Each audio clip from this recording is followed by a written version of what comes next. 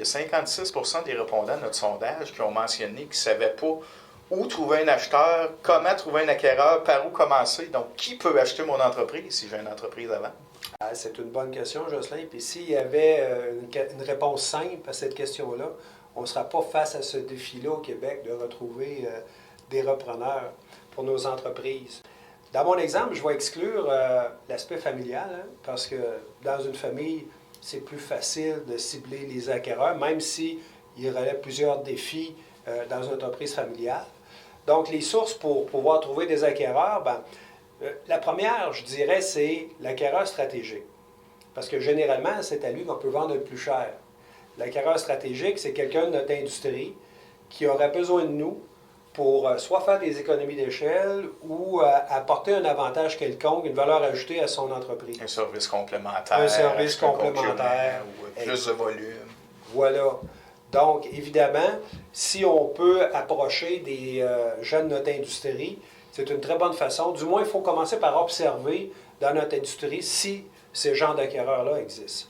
Par la suite, au sein même de notre entreprise, il peut y avoir des employés clés ou des gens qui auraient intérêt à poursuivre la mission de l'entreprise. Et ça, ce n'est pas à négliger parce que de cette façon-là, on conserve des compétences dans l'entreprise, puis ça peut devenir très rassurant pour les autres employés qui restent dans l'entreprise, les fournisseurs, les clients, etc., parce qu'on est dans la continuité.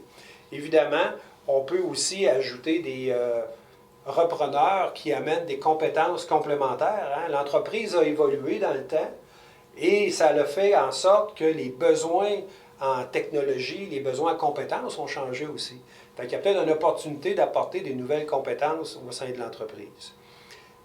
Pour trouver ces gens-là, évidemment, il faut parler à nos professionnels qui nous entourent, les comptables, les corporations de développement économique, les financiers qui vous accompagnent. Hein. C'est des gens qui sont en contact avec de futurs repreneurs. Donc, c'est important de mettre au courant de vos intentions, ces gens-là, comme on l'a déjà dit dans d'autres capsules.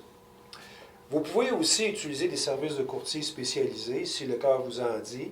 Et ces gens-là sont spécialisés justement pour faire des maillages repreneurs et cédants. Donc, bref, si je résume, il y a une multitude d'acheteurs potentiels. C'est de trouver celui-là qui est le meilleur pour notre entreprise et pour l'acheteur en conséquence. Et voilà. Bon, merci Clermont.